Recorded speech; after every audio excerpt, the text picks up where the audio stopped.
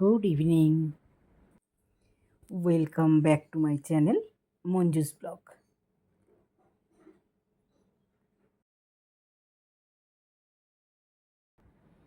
তো দেখো, আমি এখন বসে পড়েছি পেঁপে নিয়ে, পাকা পেঁপে।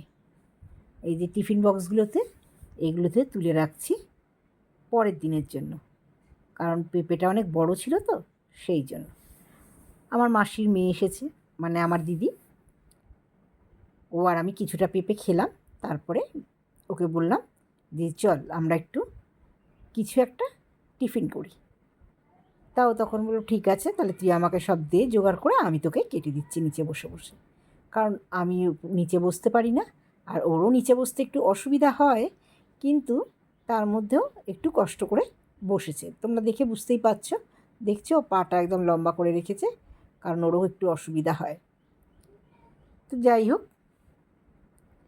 ওইখানে পেঁয়াজ পেঁয়াজ কাটছে।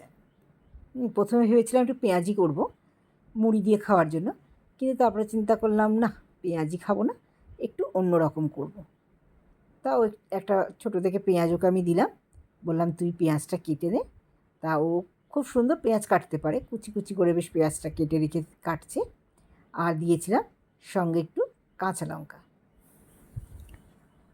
আর ওকে বলেছিলাম যে আজকে এটা একটা নতুন রকমের একটা পকোড়া ভাজা হবে। পকোড়া ঠিক না, ওই বড়ারই মতো। পকোড়াটা তো একটু ছোটো ছোটো হয়, এটা ছোটো ছোটো না, এটা একটু বড় বড়ই হবে, কিন্তু একটু অন্য রকম করে করব। তাও বলেছিল ঠিক আছে তাই কর, বলেও আমাকে সব একটু হেল্প করে দিচ্ছে, সব কিছু কেটে নিচ্ছে। আর আমি ওকে একটা বলেছিলাম তুই একটা আলু কেটে ছাড়িয়ে নিবি। তো যাই হোক, ওই কাজগুলো করছে, আর আমি খাটে বসে বসে একটু ভিডিও করে নিয়েছি। ও কিন্তু সেটা জানে না, আমি যে ভিডিওটা করছি ও কিন্তু একদমই জানে না। আর টিভিতে আমরা তখন দেখছিলাম দুজনে মিলে একটা সিরিয়াল দেখছিলাম। তা ও আমার সঙ্গে আমার পাল্লায় পড়লে না, ও সেই টিভি দেখতে খুব ভালোবাসে। আমার যখন বাপের বাড়িতে ছিলাম, তখন ওই কষ্টের মধ্যেও অত গরমেও দুজনে মিলে প্রতিদিন দুপুরে জেগে জেগে আমরা দুজনে সিরিয়াল দেখতাম, আর ও খুব ভালোবাসতো। তো দেখো, আলুটাকে আগে থেকে ছাড়িয়ে রেখেছিল, এবার একটু গ্রেটারে গ্রেট করে নিচ্ছে, কুচানো পেঁয়াজের সাথে আলুটাও গ্রেট করে নিচ্ছে। তো যেটা বলছি, আমার এই দিদিটা না ভীষণই ভালো। আমার মাসির মেয়ে, আমার বড় মাসির বড় মেয়ে, মানে একটাই মেয়ে, ওরা 3 ভাই বোন। তো আমাদের সবারই আলাদা আলাদা জায়গায় বিয়ে হয়েছে, সেই কারণে অতটা সম্পর্কটা মানে অতটা মধুর ছিল না যতটা মধুর এখন হয়েছে। এখন আমাদের সম্পর্কটা খুব মধুর হয়ে গেছে বনে বনে। তো এখন এমন একটা জায়গায় চলে এসেছে যে ওর সঙ্গে আমাদের রিলেশনটা খুব ভালো হয়ে গেছে। আর সবচেয়ে ভালো হওয়ার একটা কারণ আছে তার পেছনে। কিছুদিন আগে, মানে এই বছর দুয়েক আগে, ওর একটা ছেলে, মানে ওর 30 বছরের ছেলে মারা গেছে। এইটাই হচ্ছে কারণ। কারণ যখন ছেলেটা মারা যায়, তখন এর ঘটনাটা পুরো মর্মান্তিক ঘটনা। ছেলে ঠাকুর দেখতে যাবে বলে বেরিয়েছে বন্ধুদের সাথে, ছেলে আর ফিরল না। সেই ছেলেকে পাওয়া গেল প্রায় 1 বছরের কাছাকাছি। পাওয়া গেল মানে তার খোঁজ পাওয়া গেল 1 বছর পরে। মানে অনেক খোঁজাখুঁজি হয়েছিল, ওর কোনো সন্ধান পাওয়া যায়নি। আমার ছোটো বোন আর ওর বাবা মিলে অনেক ধরপাকড় করে তারপরে জানা গেল যে ছেলেটি ওই দিনকেই মারা গেছে। তো দেখো, এখানে আমরা একটু দিয়ে দিলাম, একটা ডিম ভেঙে দিয়ে দিলাম, আর সঙ্গে দিয়ে দিয়েছিলাম একটু বেসন আর একটু কর্নফ্লাওয়ার। তো যেটা বলছিলাম, তা এই হচ্ছে আমার দিদি। ওর ছেলেটা মারা যাওয়ার পরে একদম ভেঙে পড়েছিল, মানে নিজেকে এত গুটিয়ে নিয়েছিল যে বলার কথা না। তারপর আমরা 3 বোন, মানে যেহেতু আমরা নিজেরা যে 3 বোন, সেই 3 বোন ওর পাশে থেকে, হ্যাঁ, ওকে ভীষণভাবে সাপোর্ট দিয়ে আবার ওকে আমরা নর্মাল করেছি। এখন সবসময় সময় পেলেই নয় আমার বাড়ি, নয় আমার ছোটো বোনের বাড়ি, হ্যাঁ, ও ঘুরে ঘুরে বেড়ায়। কী করবে, ওর একা একা ভালো লাগে না বাড়িতে, না? সেই জন্য। তো এখন আমাদের এত গা লাগা হয়ে গেছে যে মানে বলার কথা নয়। তো সেই জন্য আমার কাছে এসেছিলো। দেখো কর্নফ্লাওয়ারটা একটু পড়ে গেছে। তো যাই হোক, তো এবার একটু ওর মধ্যে দিয়ে দিচ্ছে কর্নফ্লাওয়ার। তো যাই হোক, কর্নফ্লাওয়ার দিয়ে দিয়েছে, একটু নুন দিয়ে দিল ওর মধ্যে, দিয়ে ওটাকে মাখিয়ে দিচ্ছে ভালো করে। আমি বললাম তুই জাস্ট একটু মাখিয়ে দে, তারপরে আমি গিয়ে বড়াটা ভেজে নেব।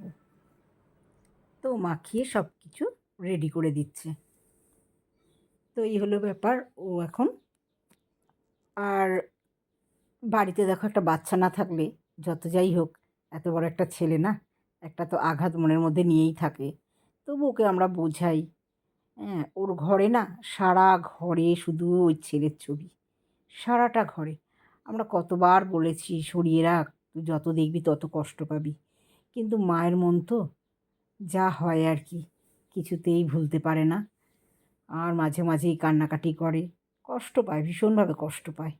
তাই বলি ভগবান কেন যে এত নিষ্ঠুর। হুম, যাকে নেবার হবে বাবা তাকে দেওয়ার কি দরকার, তাকে তো না দিলেই পারে। খুব কষ্ট লাগে গো ওই ছেলে মেয়ে দিদিটার জন্য আমাদের। তো যাই হোক, ওটা মাখা হয়ে গেছে। এবার আমি ওটাকে নিয়ে আমার রান্নাঘরে চলে যাব। এখানে এসে কড়া বসিয়ে দিয়েছি,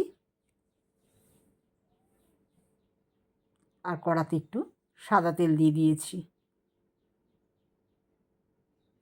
আমার আবার না বিকেলবেলা হলেই, জানি না কার কার ভালো লাগে, আমার প্রতিদিনই বিকেল হলে আমার একটু মুড়ি খেতে ইচ্ছা করে।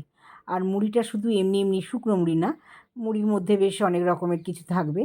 আমাদের ও কী করে, এনে রেখে দেয় ওই ঝুড়ি ভাজা, চানাচুর, তারপরে ওই যে কী বলে নিমকি। আমার এসব দিয়ে না মুড়ি খেতে খুব ভালো লাগে। তা ওকে আমি বলেছিলাম যে লুচি করি, ও বলল না লুচি না, তুই এইটাই কর।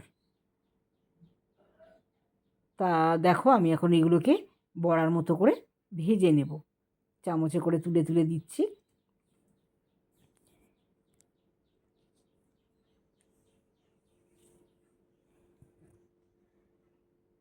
আর ওকে আমি বললাম যে তুই এবারে বস, বাকিটা আমি করে নিচ্ছি। তা আমি যাই হোক, ও আমার সঙ্গে দাঁড়িয়ে দাঁড়িয়ে বক বক করতে লাগলো, আর আমি এখানে বড়াগুলো ভাজতে লাগলাম।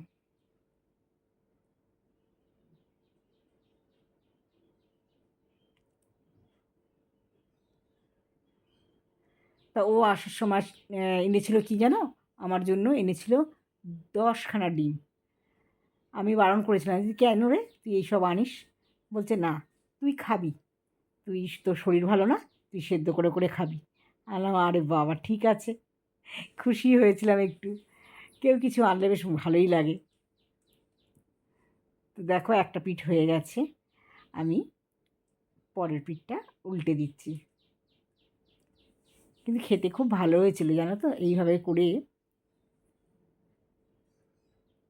তোমরাও বাড়িতে না ট্রাই করে দেখো, সন্ধ্যাবেলায় টিফিন করলে। এটা তুমি আবার একটু সসের সাথেও খেতে পারো, টমেটো সস বা মেয়োনিজ, এইগুলো দিয়েও খেতে পারো, কারণ এটা সত্যি খুব ভালো খেতে হয়েছিল।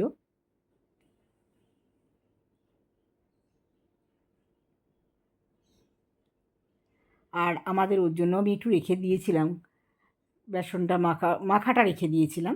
আমার আর আমার দিদির জন্য বড়াটা ভেজে নিয়েছিলাম।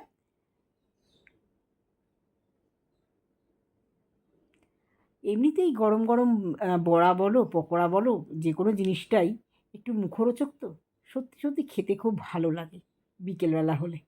আর এখানে দেখো একটু মুড়ি নিয়ে নিয়েছিলাম, সঙ্গে একটু ঝুড়ি ভাজা, ওই ওই দিদিই মাখছিল। বললাম তুই মাখ, আমি একটু তাহলে মোবাইলটা ধরি বলে ক্যামেরা করে নিচ্ছিলাম।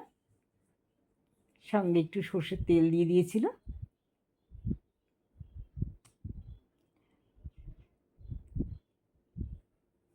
আর করে নিয়েছিলাম একটু লাল চা। জাস্ট জমে গেছিলো জানো তো সেদিনকে। খুব ভালো হয়েছিল, দুজনে মিলে অনেক গল্প করছিলাম আর মুড়ি